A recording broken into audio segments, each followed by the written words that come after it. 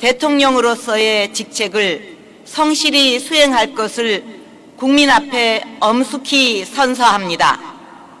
2013년 2월 25일 대통령 박근혜.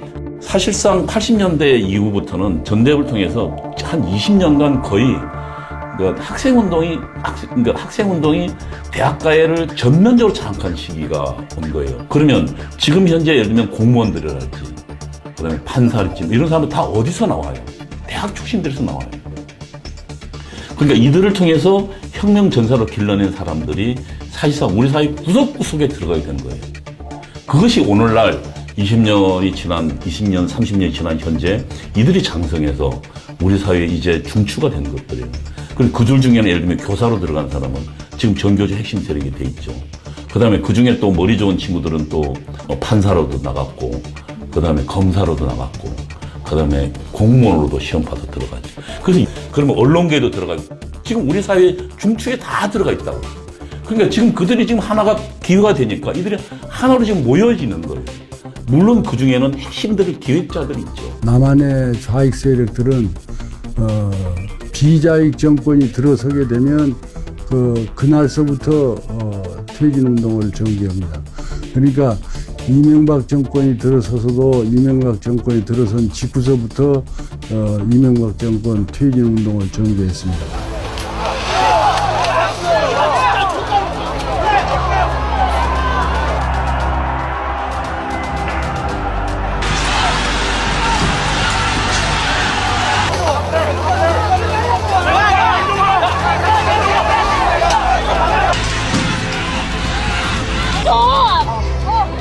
좀 살려줘. 뭐야 진짜 빨리 잡아 정말 내가 살려야 될 거 아니야. 이거 살려야 될 거 아니야. 고개 숙여 사과를 드립니다.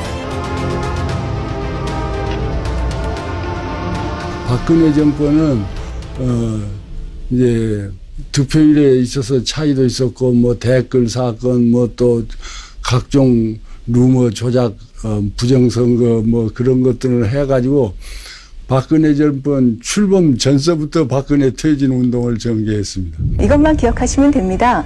박근혜 후보 떨어뜨리기 위한 겁니다. 저는 박근혜 후보를 반드시 떨어뜨릴 겁니다.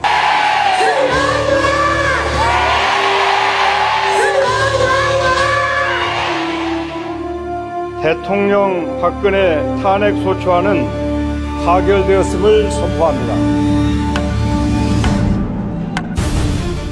통일 대박이라는 희망찬 기대감으로 출발한 대한민국 대통령.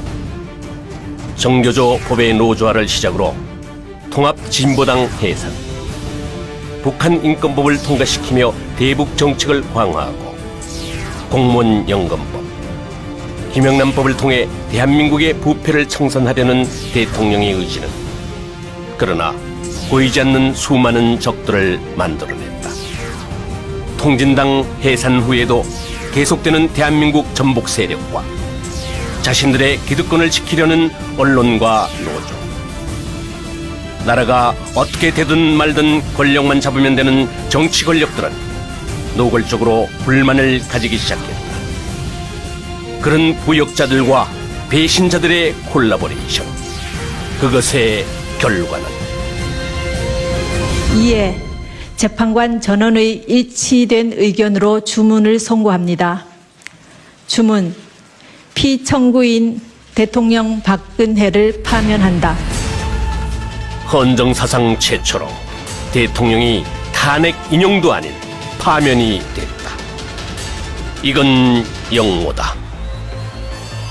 합법을 가장한 이 반란의 주역들은 과연 누구인가? 7번 627번 80.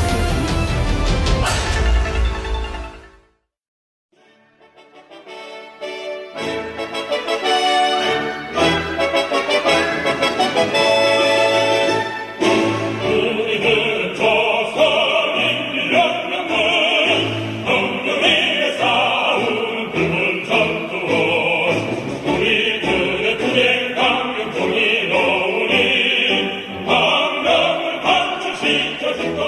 1980년대 말서부터 세계에서 동굴 아파의 공산주의 와해 현상이 일어나서 사기가 이제 저하되었죠. 그때에서부터 이 사람들이 어떠냐면 장기적인 투쟁으로 들어가가지고 종전에는 기동전 중심의 투쟁을 했다면 90년대 중반 이후서부터는 진지전 중심으로 투쟁을 전환한 것 같습니다.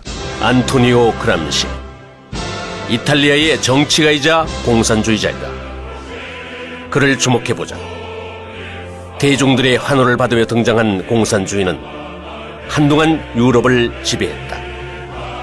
그러나 이어지는 관항과 배고픔으로 인해 결국 실패했고 80년대 들어 동독과 구소련의 해체를 마지막으로 막을 내리는 듯이 보였다. 그렇게 사라질 듯 보였던 공산주의자들에게 새로운 길을 제시한 것이 바로 그람시의 진지전이었다.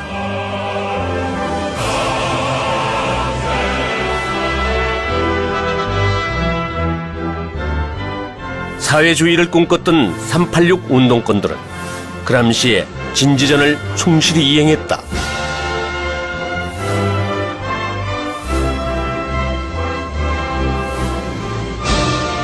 2005, 6년서부터서는 우리 사회 거의 모든 분야에서 헤게모니에 준하는 아주 강한 영향력을 행사하게 되었다, 이렇게 설명할 수 있습니다. 하지만 그들이 추구했던 것이 과연 순수한 사회주의였을까?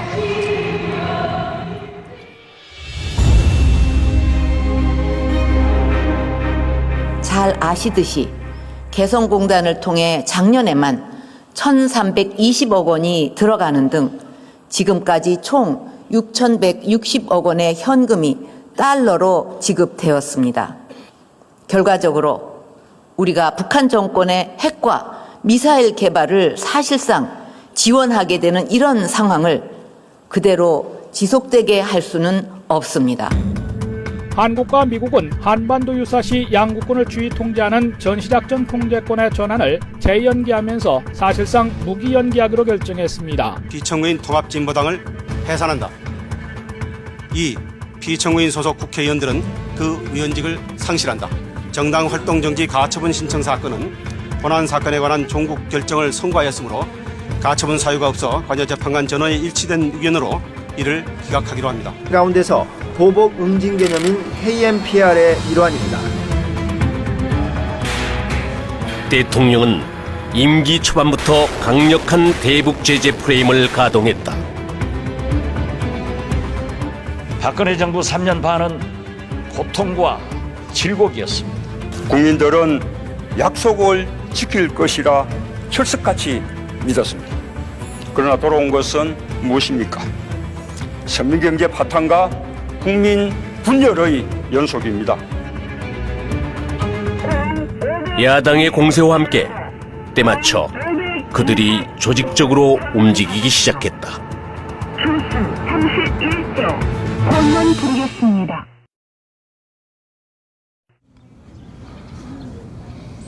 평화롭기만 하던 2014년 4월 16일 따뜻한 봄날, 안산 단원고 학생들과 일반인들이 제주로 가는 배를 타고 새벽 바다에 안개를 뚫었다. 그리고 배가 여객선이 90% 이상 기울여져 있는 상태라고 합니다. 대한민국을 들끓게 한 끔찍한 소식이 들려왔다. 그런데 뭔가 이상했다.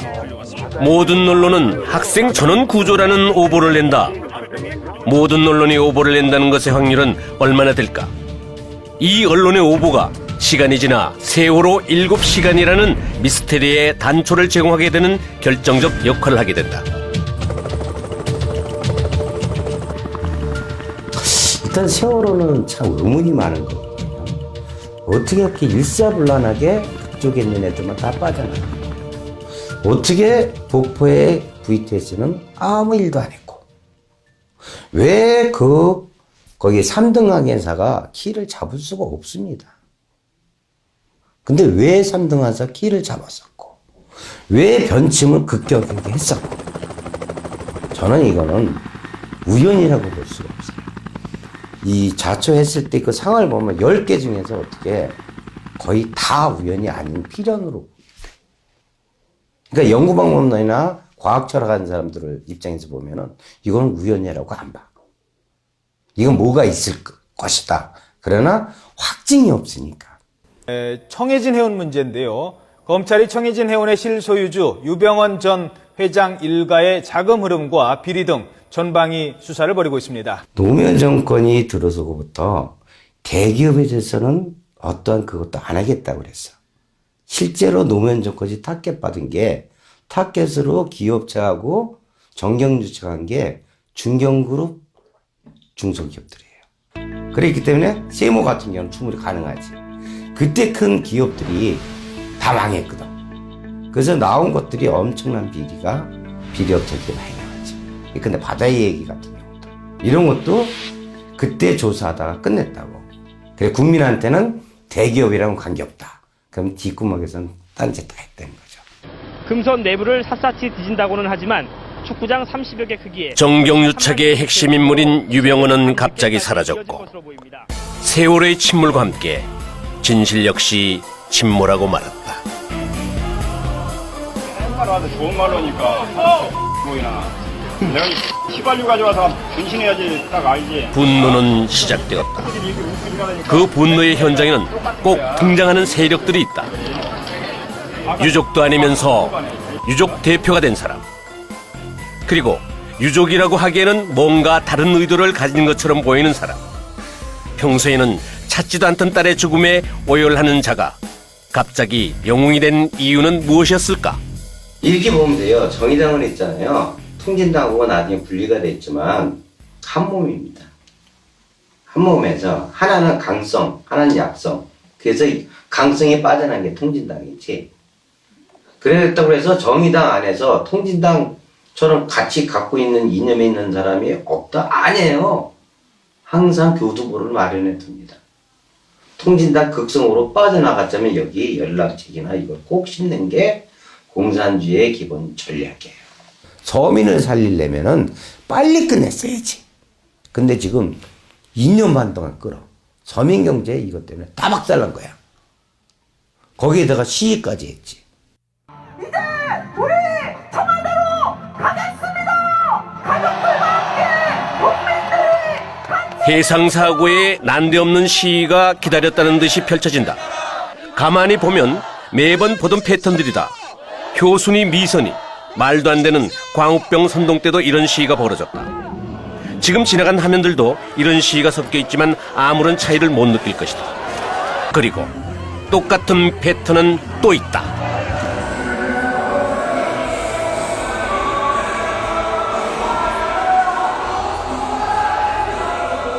꽃보다 아름다운 연예인들의 대중선동이 시작되는 것이다.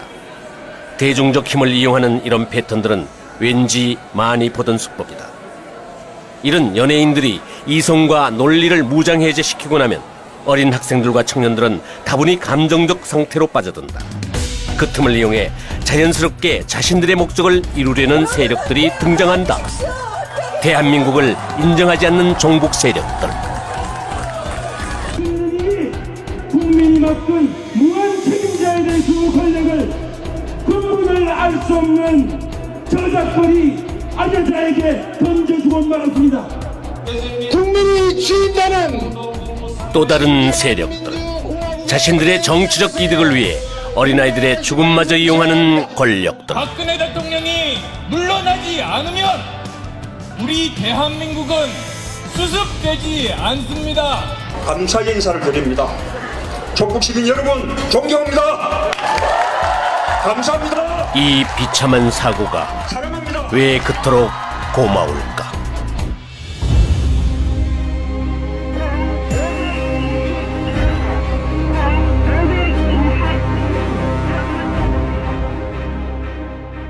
광활한 땅 아시아. 그 다채로운 문화들이 광주에 모입니다. 국립아시아문화전당이 아시아의 문화를 품고 세계로 나아갑니다.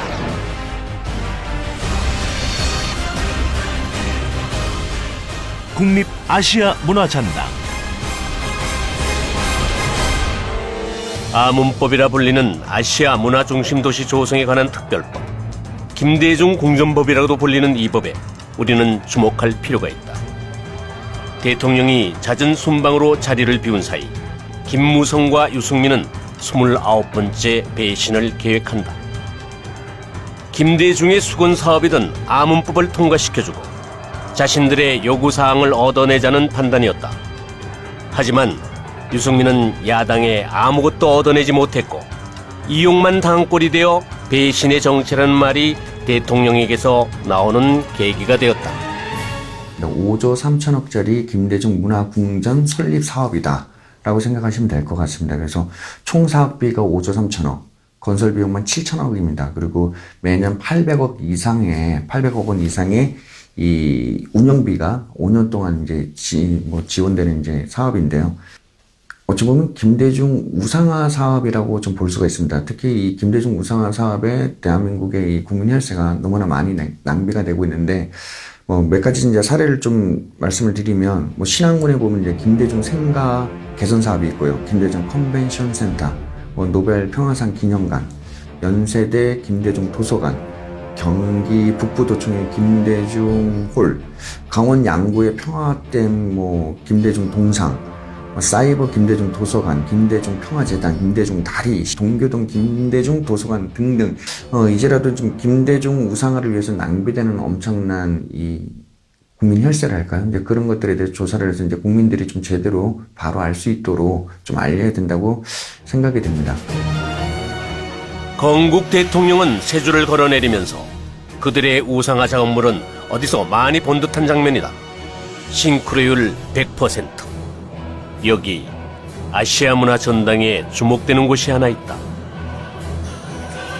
5.18의 성지로 알려진 전남도청 자리에 위치한 민주평화교류원.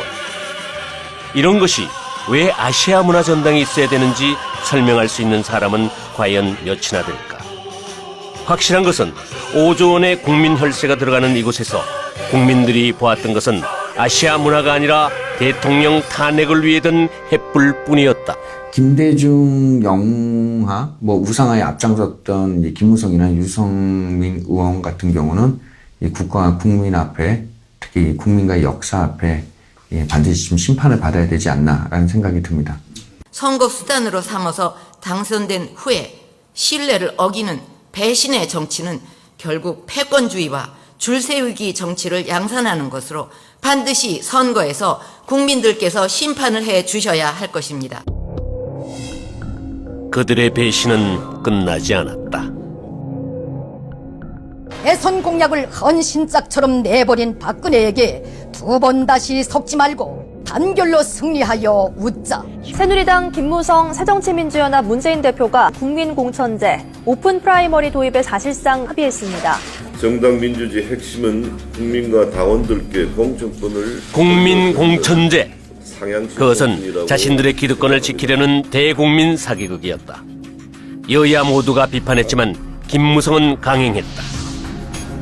국민공천, 그 다음에 20대 총선 그 자체의 어떤 판이나 이런 것들이 차기 대권이든 차기 정권을 자기가 손아귀에 주물르기 위해서 했던 아주 무모한 작전이었고, 그것은 현 정부와 박 대통령과 전혀 다른 생각이었기 때문에 그 자체가 이제 박근혜 대통령의 배신행위였죠.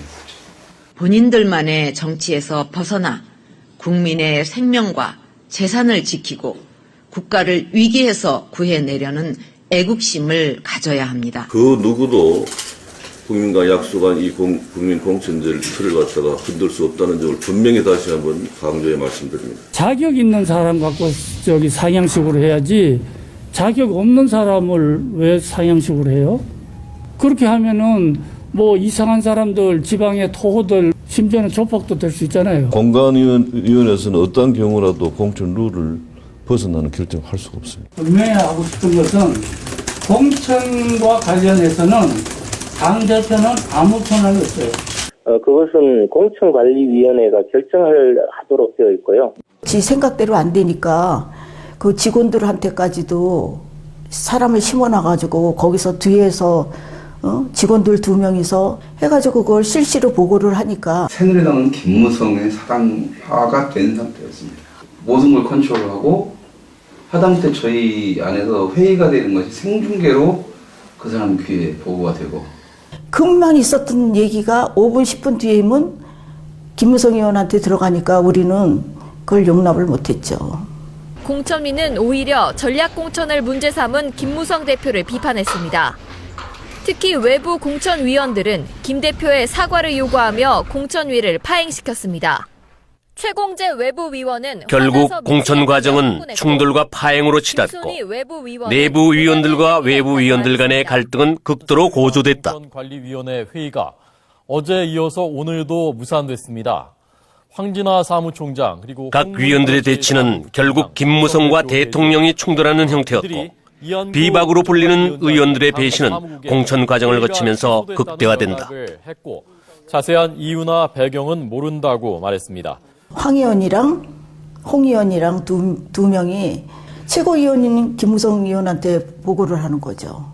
그러니까 우리는 고자질증이라고 할 수밖에 더 있습니까? 국민 공천제를 확정한 바가 있는데 지금 현재 공관위가 하는 것이 하나는 정치적 소수자를 위한 우선 추천 지역이고 또 하나는 경쟁력이 현저하게 떨어지는 경우에 우선 추천 지역입니다. 이건 정의가 아니고 민주주의가 아니다.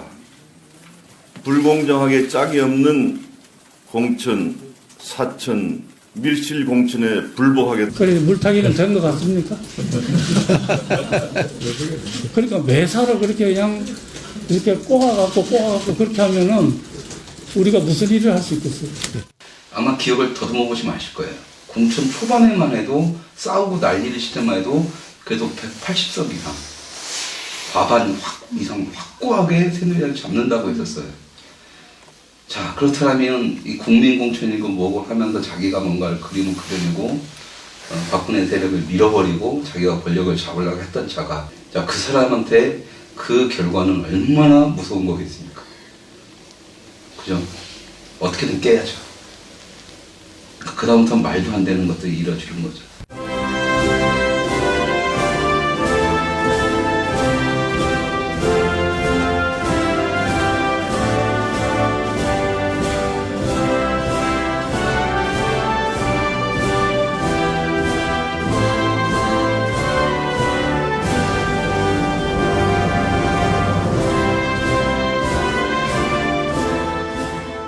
내가 새끼라는 소리도 했습니다. 최고위원한테.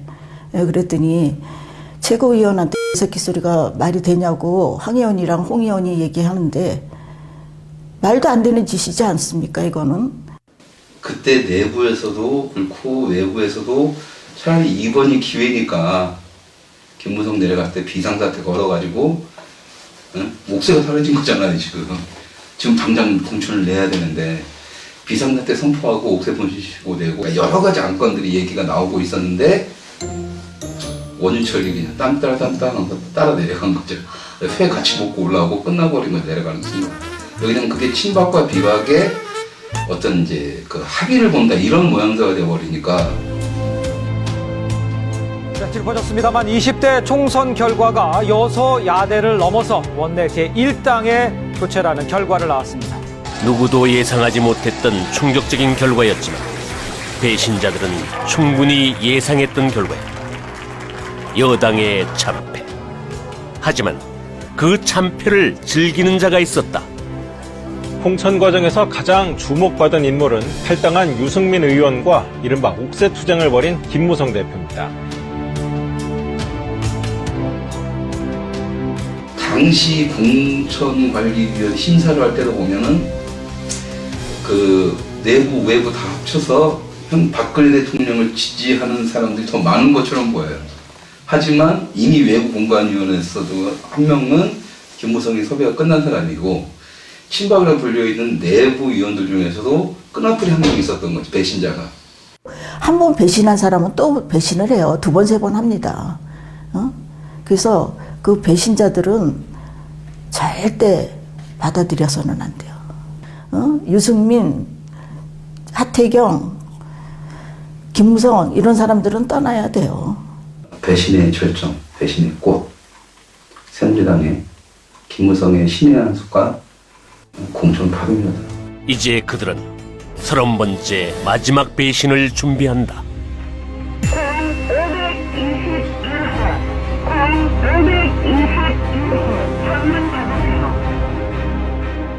보수적 엘리트 언론인들은 자신들의 위치를 그렇게 엘리트화 시키면서 메시지를 발설하는 사람으로 여기면서 여러 가지 추잡한 걸 많이 해왔어요. 뭐, 어떤 그 정치권에 거기서 뭘 자리를 얻으려고 한다든지 아니면 무슨 스폰서를 준다든지 또는 이런 부당하게 어떤 이권에 개입한다든지. 조선일보 송혜영 전 주필이 대우조선 해양 측으로부터 향을 받은 정황이 드러남에 따라 검찰이 대가성 여부를 살펴보고 있습니다. 뉴스 커뮤니케이션스 박수환 대표와 초호화 외유류를 다녀왔다는 의혹을 받아온 송혜영 전 조선일보 주필 겸 편집인의 사표가 오늘 수리됐습니다. 반면에 언론 노조 쪽에서 있는 그 이념 편향적인 그 언론인들은 상당히 깨끗합니다. 오히려 상당히 깨끗한데 반면에 그만큼 더 골수 좌파인 거죠. 그러니까 이게 참 문제입니다. 한국 언론들. 2014년도였나요? 그때는 KBS에서 그 광복 70년 그걸 할 때에 북한의 그 남침, 6.25 남침이라는 말 쓰지 않았죠. 그 미군 학살 이런 부분에 대해서는 유난히 강조를 하면서 인민군에 의한 대한민국 국민 학살은 얘기하지 않는 이런 식의 다큐멘터리를 만들었단 말이에요. 그래서 그걸 가지고 많은 시민들이 항의를 했더니 그 담당 PD 미제의 떨거지들이 그런 소리를 한다고 당당하게 PD가 얘기를 한 거예요. 반론을. 박근혜 정권은 언론과 동업을 하지 않았어요. 그러니까 대개 어떤 정권이든 그 정권을 창출할 때 메이저 언론들이 같이 동업을 합니다. 그래서 소위 말해서 지분을 갖죠. 그 정권에 대한 지분. 그게 이제 인사권이라든지 이런 것들입니다. 그런데 박근혜 대통령이 그런 언론들하고 동업을 하지 않았기 때문에 언론들 입장에서는 박근혜 정권에 대한 아무런 미련이 없었던 거예요. 그러니까 이 정권이 빨리 끝나고 다음 정권을 어떻게든 간에 그 언론 메이저들이 미래 권력과 어떻게든 간에 좀 이렇게 뭘 만들어서 창출하고 싶어 하기 때문에 저는 지분이 없는 박근혜 정권이기 때문에 언론이 저렇게 안티에 나올 거라 생각을 했고. 세 번째 원칙, 확인되지 않는 사실도 가치 있는 정보다. 이게 사실 기존의 원칙을 거스르는 원칙입니다. 근데 문제는 여러분들이 이야기하지 않아도 이미 확인되지 않은 정보들은 떠돌아다니고 있어요. 이런 식으로 뉴스의 흐름을 관리를 해야지 변화하는 미래 언론 환경에서 살아남을 수 있다고 자부합니다. 변화하는 언론 환경. JTBC는 확실하게 그 환경에 적응했다. 그 뒤에는 홍석현이 있었다. 그 가운데서 살아남는 방법은 매우 자극적이 되는 것이었습니다. 충격. 알고 보니 결국 이거 빼면 기사가 안 되지 않습니까? 그죠? 그 선봉에 손석희가 나섰다. 지금 공기 주입 지점은 정확하게 잘 찾아 들어간 것이라고 판단하시는지요? 글쎄 형식 아직도 뭔가 좀 민간 종사자가 잠깐만요. 지원을 하게끔 돼 있는 말씀은 잘 알겠는데요. 네네. 그건 언딘 쪽의 주장일 수도 있고요. 저희 쪽 주장이 아닙니다. 아니요, 변호사들은 그들은 다른 얘기를 하고